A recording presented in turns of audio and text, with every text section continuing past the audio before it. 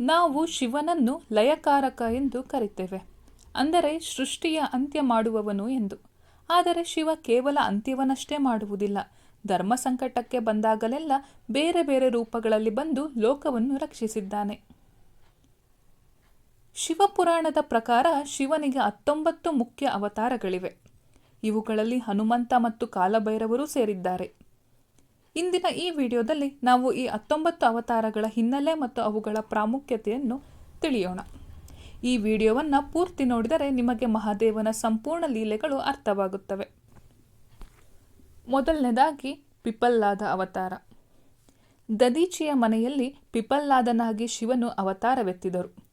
ಆದರೆ ಪಿಪ್ಪಲ್ಲಾದ ಜನಿಸಿದ ನಂತರ ಋಷಿಯು ಆಶ್ರಮವನ್ನು ತೊರೆಯುತ್ತಾರೆ. ತಾನು ಬೆಳೆಯುತ್ತಿದ್ದಂತೆ ಪಿಪ್ಪಲ್ಲಾದನಿಗೆ ತನ್ನ ತಂದೆ ಮನೆ ಬಿಟ್ಟು ಹೋಗಿರುವುದರ ಕಾರಣ ತಿಳಿದು ಬರುತ್ತೆ. ಶನಿಯು ವಕ್ರದೃಷ್ಟಿಯಿಂದ ತನ್ನ ತಂದೆಯು ಮನೆ ಬಿಟ್ಟು ಹೋಗಿರುವುದು ಪಿಪ್ಪಲ್ಲಾದನಿಗೆ ಅರಿವಾಗುತ್ತದೆ.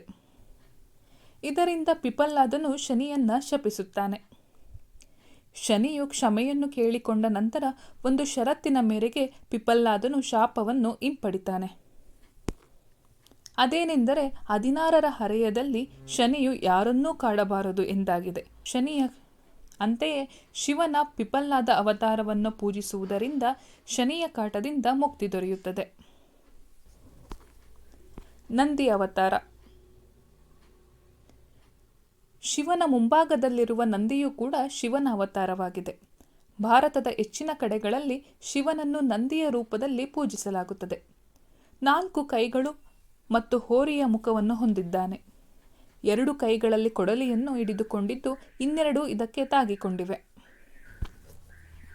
ವೀರಭದ್ರ ಅವತಾರ. ಸತಿಯು ದಕ್ಷ ಯಜ್ಞದಲ್ಲಿ ತನ್ನನ್ನು ತಾನೇ ದಹಿಸಿಕೊಂಡ ನಂತರ ಶಿವನು ಕ್ರೋಧಗೊಳ್ಳುತ್ತಾರೆ. ತಮ್ಮ ಮುಡಿಯಿಂದ ಒಂದು ಕೂದಲನ್ನು ಕಿತ್ತಾಗ ಅದು ವೀರಭದ್ರ ಅವತಾರವನ್ನು ತಾಳುತ್ತದೆ. ರುದ್ರಕಾಳಿ ಕೂಡ ಈ ಸಮಯದಲ್ಲಿ ಜನ್ಮ ತಾಳುತ್ತಾರೆ. ಶಿವನ ಭಯಂಕರ ಅವತಾರವಾಗಿದೆ ವೀರಭದ್ರ ಅವತಾರ. ಕಪ್ಪು ವರ್ಣದಲ್ಲಿ ಕೆಂಪಗಿನ ಕಣ್ಣಿನಲ್ಲಿ ಆಯುಧಗಳನ್ನು ಹಿಡಿದುಕೊಂಡು ಪ್ರತ್ಯಕ್ಷರಾಗುತ್ತಾರೆ. ಈ ಅವತಾರವು ಯಜ್ಞದಲ್ಲಿ ದಕ್ಷನ ತಲೆಯನ್ನು ಕಡಿಯಿತು. ಭೈರವ ಅವತಾರ. ತಮ್ಮಲ್ಲಿ ಯಾರು ಶ್ರೇಷ್ಠರು ಎಂಬುದಾಗಿ ಬ್ರಹ್ಮ ಮತ್ತು ವಿಷ್ಣುವು ಯುದ್ಧ ನಡೆಸುತ್ತಿದ್ದ ಸಮಯದಲ್ಲಿ ಶಿವನು ಭೈರವ ಅವತಾರವನ್ನು ತಾಳಿ ಬ್ರಹ್ಮನ 5ನೇ ತಲೆಯನ್ನು ಅವರು ಸುಳ್ಳು ಹೇಳಿದ್ದಕ್ಕಾಗಿ ಕಡಿಯುತ್ತಾರೆ. ಇದರಿಂದ ಬ್ರಹ್ಮಹತ್ಯಾ ದೋಷಕ್ಕೆ ಶಿವನು ಗುರಿಯಾಗುತ್ತಾರೆ. 12 ವರ್ಷಗಳ ಕಾಲ ಶಿವನು ಬ್ರಹ್ಮನ ತಲೆಯನ್ನು ಕೈಯಲ್ಲಿ ಹಿಡಿದುಕೊಂಡು ತಿರುಗಬೇಕಾಗಿ ಬರುತ್ತದೆ. ಎಲ್ಲ ಶಕ್ತಿಪೀಠಗಳನ್ನು ಕಾಯುವ ಹೊಣೆಯನ್ನು ಶಿವನು ಈ ಅವತಾರದಲ್ಲಿ ಹೊತ್ತುಕೊಂಡಿರುತ್ತಾರೆ. ಅಶ್ವತ್ಥಾಮ ಅವತಾರ. ಮಹಾಭಾರತದ ದ್ರೋಣಾಚಾರ್ಯರ ಮಗ ಅಶ್ವತ್ಥಾಮ ಶಿವನ ಅಂಶ ಎಂದು ಹೇಳಲಾಗುತ್ತದೆ. ಶಿವನು ಕೊಟ್ಟ ವರದಂತೆ ಅಶ್ವತ್ಥಾಮ ಹುಟ್ಟುತ್ತಾನೆ. ಇವನು ಚಿರಂಜೀವಿ ಕೂಡ ಹೌದು. ಶರಭ ಅವತಾರ. ವಿಷ್ಣು ನರಸಿಂಹ ಅವತಾರ ತಾಳಿ ಹಿರಣ್ಯಕಶಿಪುವನ್ನು ಕೊಂದ ನಂತರವೂ ಅವನ ಕೋಪ ತಣಿಯಲಿಲ್ಲ. ಆಗ ಜಗತ್ತನ್ನು ರಕ್ಷಿಸಲು ಶಿವನು ಶರಭ ಅಂದರೆ ಅರ್ಧ ಪಕ್ಷಿ ಅರ್ಧ ಸಿಂಹದ ರೂಪ ತಾಳಿ ನರಸಿಂಹನನ್ನು ಶಾಂತಗೊಳಿಸಿದನು. ಗೃಹಪತಿ ಅವತಾರ. ವಿಶ್ವನರ ಎಂಬ ಬ್ರಾಹ್ಮಣನ ಮನೆಯಲ್ಲಿ ಶಿವನು ಜನ್ಮವನ್ನು ತಾಳ್ತಾರೆ. ಗೃಹಪತಿ ಎಂದು ವಿಶ್ವನರ ತನ್ನ ಮಗನಿಗೆ ನಾಮಕರಣ ಮಾಡ್ತಾರೆ. 9ನೆಯ ವರ್ಷದಲ್ಲಿ ಸಾಯುತ್ತಾನೆ ಎಂದು ನಾರದರು ಅವರ ತಂದೆ ತಾಯಿಗೆ ತಿಳಿಸುತ್ತಾರೆ. ಸಾವನ್ನು ಜಯಿಸುವುದಕ್ಕಾಗಿ ಗೃಹಪತಿಯು ಕಾಶಿಗೆ ಹೋಗುತ್ತಾರೆ. ಶಿವನಿಂದ ವರವನ್ನು ಪಡೆದುಕೊಂಡು ಗೃಹಪತಿಯು ಸಾವನ್ನು ಜಯಿಸುತ್ತಾರೆ. ದೂರ್ವಾಸ ಮಹರ್ಷಿ. ಅತಿಯಾದ ಕೋಪಕ್ಕೆ ಹೆಸರಾದ ದೂರ್ವಾಸ ಮುನಿಗಳು ಶಿವನ ಅಂಶವೇ ಆಗಿದ್ದಾರೆ. ಲೋಕದಲ್ಲಿ ಶಿಸ್ತು ಮತ್ತು ಧರ್ಮವನ್ನು ಪಾಲಿಸಲು ಇವರು ಅತಿ ಕಠಿಣವಾದ ಪರೀಕ್ಷೆಗಳನ್ನು ಒಡ್ಡುತ್ತಿದ್ದರು. ಹನುಮಂತ ಅವತಾರ. ಹನುಮಂತನ ಅವತಾರವನ್ನು ಶಿವನ ಅವತಾರವೆಂದೇ ಕರೆಯಲಾಗಿದೆ. ರಾಮನ ಅವತಾರದಲ್ಲಿದ್ದ ವಿಷ್ಣುವಿನ ಸೇವೆಯನ್ನು ಮಾಡಲು ಶಿವನು ಹನುಮಂತನ ಅವತಾರವನ್ನು ತಾಳಿದರು ಎಂಬುದಾಗಿ ಇತಿಹಾಸದಲ್ಲಿ ದಾಖಲಿಸಲಾಗಿದೆ. ರಿಷಭ ಅವತಾರ. ಸಮುದ್ರ ಮಂಥನದ ಬಳಿಕ ವಿಷ್ಣುವು ಒಮ್ಮೆ ಪಾತಾಳ ಲೋಕಕ್ಕೆ ಹೋಗುತ್ತಾರೆ. ಅಲ್ಲಿದ್ದ ಸುಂದರ ಮಹಿಳೆಯಿಂದ ಪ್ರಭಾವಗೊಂಡು ಅವರು ಹೆಚ್ಚು ಮಕ್ಕಳನ್ನು ಹೊಂದುತ್ತಾರೆ. ಆದರೆ ಅವರ ಪುತ್ರರೆಲ್ಲರೂ ಕ್ರೂರಿಗಳಾಗಿರುತ್ತಾರೆ. ದೇವತೆಗಳನ್ನು ಮತ್ತು ಮಾನವರನ್ನು ಹಿಂಸಿಸಲು ಅವರು ಪ್ರಾರಂಭಿಸುತ್ತಾರೆ. ವಿಷ್ಣುವು ಎತ್ತಿನೊಂದಿಗೆ ಕಾಳಗಕ್ಕೆ ಬಂದಾಗ ಅದು ಶಿವ ಎಂಬುದಾಗಿ ಅವರಿಗೆ ಅರಿವಾಗುತ್ತದೆ. ಯತಿನಾಥ ಅವತಾರ. ಹವುಕ ಮತ್ತು ಆತನ ಪತ್ನಿ ಮಹಾನ್ ಶಿವ ಭಕ್ತರಾಗಿದ್ದರು. ಒಮ್ಮೆ ದೇವರು ಯತಿನಾಥನ ಅವತಾರದಲ್ಲಿ ಅವರ ಮನೆಗೆ ಆಗಮಿಸುತ್ತಾರೆ. ಮನೆ ಪುಟ್ಟದ್ದಾದ್ದರಿಂದ ಹವುಕನು ಅತಿಥಿಯನ್ನು ಮನೆಯೊಳಗೆ ವಿಶ್ರಮಿಸಲು ಹೇಳಿ ತಾನು ಹೊರಗೆ ಮಲಗುತ್ತಾನೆ. ಆದರೆ ಹವುಕನು ಹೊರಗೆ ಮಲಗಿದ್ದ ಸಂದರ್ಭದಲ್ಲಿ ಕ್ರೂರ ಪ್ರಾಣಿಗೆ ಬಲಿಯಾಗುತ್ತಾನೆ. ಮರುದಿನ ಹವುಕನು ಮರಣ ಸ್ಥಿತಿಯಲ್ಲಿರುವುದನ್ನು ನೋಡಿ ಆತನ ಪತ್ನಿ ತನ್ನ ಪ್ರಾಣವನ್ನು ಕಳೆದುಕೊಳ್ಳಲು ನಿರ್ಧರಿಸುತ್ತಾಳೆ. ಆಗ ಶಿವನು ತನ್ನ ನಿಜರೂಪವನ್ನು ಪ್ರದರ್ಶಿಸಿ ಅವರನ್ನು ನಳ ದಮಯಂತಿಯರಾಗಿ ಮರುಜನ್ಮವನ್ನಿತ್ತು ಒಂದುಗೂಡಿಸುತ್ತಾರೆ. ಕೃಷ್ಣ ದರ್ಶನ ಅವತಾರ. ಯಜ್ಞ ಮತ್ತು ವಿಧಿವಿಧಾನಗಳ ಮಹತ್ವವನ್ನು ತಿಳಿಸಲು ಶಿವನು ಈ ರೂಪ ತಾಳಿದನು. ಭಿಕ್ಷುವರಿಯ ಅವತಾರ.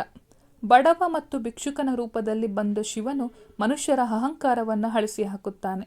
ಭಕ್ತಿ ಎನ್ನುವುದು ಶ್ರೀಮಂತಿಕೆಯಲ್ಲಿಲ್ಲ, ಮನಸ್ಸಿನಲ್ಲಿದೆ ಎಂದು ಈ ಅವತಾರ ಸಾರುತ್ತದೆ. ಸುರೇಶ್ವರ ಅವತಾರ. ಇಂದ್ರನ ರೂಪದಲ್ಲಿ ಬಂದು ಉಪಮನ್ಯು ಎಂಬ ಭಕ್ತನ ಭಕ್ತಿಯನ್ನು ಪರೀಕ್ಷಿಸಿದ ಅವತಾರವಿದು. ಪರಶಿವನು ತನ್ನ ಭಕ್ತರನ್ನು ಹೇಗೆ ಪರೀಕ್ಷಿಸುತ್ತಾನೆ ಎಂಬುದಕ್ಕೆ ಇದು ಸಾಕ್ಷಿ.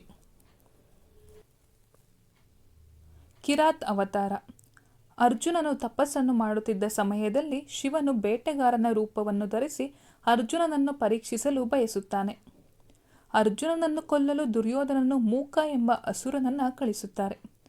ಅರ್ಜುನನ ತಪಸ್ಸಿಗೆ ಭಂಗವನ್ನುಂಟು ಮಾಡುವ ರೀತಿಯಲ್ಲಿ ಮೂಕನು ಅವರ ಎದುರು ಹಂದಿಯ ರೂಪದಲ್ಲಿ ಪ್ರತ್ಯಕ್ಷನಾಗುತ್ತಾನೆ. ಹಂದಿಯನ್ನು ಕೊಲ್ಲಲು ಕಿರಾತ್ ಮತ್ತು ಅರ್ಜುನನು ಒಮ್ಮೆಲೆ ಬಾಣವನ್ನು ಪ್ರಯೋಗ ಮಾಡ್ತಾರೆ. ಹಂದಿಯನ್ನು ಯಾರು ಮೊದಲು ಕೊಂದರು ಎಂಬುದರ ಬಗ್ಗೆ ಶಿವ ಮತ್ತು ಅರ್ಜುನನ ನಡುವೆ ಯುದ್ಧ ಉಂಟಾಗುತ್ತದೆ. ಕೊನೆಯಲ್ಲಿ ಅರ್ಜುನನ ಸಾಹಸಗಳಿಂದ ಪ್ರಭಾವಿತನಾದ ಶಿವನು ಅವನಿಗೆ ತಮ್ಮ ಪಾಶುಪತಾಸ್ತ್ರವನ್ನು ನೀಡುತ್ತಾರೆ. ಸುಂತಾತರ್ಕ ಅವತಾರ. ಪಾರ್ವತಿ ದೇವಿಯ ತಂದೆಯಾದ ಹಿಮವಂತನ ಬಳಿ ಮದುವೆಯ ಪ್ರಸ್ತಾಪ ಇಡಲು ಶಿವನು ನರ್ತಕನ ರೂಪದಲ್ಲಿ ಹೋದ ಸಂದರ್ಭವಿದು. ಬ್ರಹ್ಮಚಾರಿ ಅವತಾರ. ಪಾರ್ವತಿ ದೇವಿಯು ಶಿವನಿಗಾಗಿ ತಪಸ್ಸು ಮಾಡುವಾಗ ಅವಳ ನಿಷ್ಠೆಯನ್ನು ಪರೀಕ್ಷಿಸಲು ಶಿವನು ಬ್ರಹ್ಮಚಾರಿಯ ರೂಪದಲ್ಲಿ ಬಂದು ಪಾರ್ವತಿಯನ್ನು ಹಣಕಿಸುತ್ತಾನೆ. ಕೊನೆಗೆ ಅವಳ ಭಕ್ತಿಗೆ ಮೆಚ್ಚಿ ಪ್ರತ್ಯಕ್ಷನಾಗುತ್ತಾನೆ. ಯಕ್ಷೇಶ್ವರ ಅವತಾರ. ದೇವತೆಗಳು ಅಮೃತ ಕುಡಿದ ಮೇಲೆ ತಮಗೆ ಸಾವಿಲ್ಲ ಎಂಬ ಅಹಂಕಾರ ಪಡುತ್ತಾರೆ. ಅವರ ಅಹಂಕಾರ ಮುರಿಯಲು ಶಿವನು ಯಕ್ಷನ ರೂಪ ತಾಳಿ ದೇವತೆಗಳಿಗೆ ಪಾಠ ಕಲಿಸುತ್ತಾನೆ. ಅವಧೂತ ಅವತಾರ. ಇಂದ್ರನ ದುರಹಂಕಾರವನ್ನು ಅಡಗಿಸಲು ಶಿವನು ಈ ರೂಪವನ್ನು ತಾಳುತ್ತಾರೆ. ನೋಡಿದ್ರಲ್ಲ ಸ್ನೇಹಿತರೆ, ಮಹಾದೇವನು ಕಾಲಕಾಲಕ್ಕೆ ತಕ್ಕಂತೆ ಭಕ್ತರನ್ನು ರಕ್ಷಿಸಲು ಮತ್ತು ಅಧರ್ಮವನ್ನು ಅಳಿಸಲು ಎಂತೆಂತಹ ರೂಪಗಳನ್ನು ತಾಳಿದ್ದಾನೆ ಎಂದು. ಹನುಮಂತನ ಭಕ್ತಿ, ಕಾಲಭೈರವರ ನ್ಯಾಯ, ವೀರಭದ್ರನ ಶಕ್ತಿ ಇವೆಲ್ಲವೂ ನಮಗೆ ಜೀವನದ ಪಾಠಗಳನ್ನು ಕಲಿಸುತ್ತವೆ. ಶಿವನ ಈ 19 ಅವತಾರಗಳಲ್ಲಿ ನಿಮಗೆ ಅತ್ಯಂತ ಇಷ್ಟವಾದ ಅವತಾರ ಯಾವುದು? ಅದನ್ನು ಕಮೆಂಟ್ ಮಾಡಿ ತಿಳಿಸಿ. ಈ ಮಾಹಿತಿ ನಿಮಗೆ ಇಷ್ಟವಾಗಿದ್ದರೆ ವಿಡಿಯೋ ಲೈಕ್ ಮಾಡಿ ಮತ್ತು ನಿಮ್ಮ ಗೆಳೆಯರೊಂದಿಗೆ ಹಂಚಿಕೊಳ್ಳಿ. ಇಂತಹ ಮತ್ತಷ್ಟು ಸನಾತನ ಧರ್ಮದ ರಹಸ್ಯಗಳಿಗಾಗಿ ಸನಾತನ ಭಾರತ ಚಾನಲ್ಗೆ ಸಬ್ಸ್ಕ್ರೈಬ್ ಆಗಿ. ಧನ್ಯವಾದಗಳು.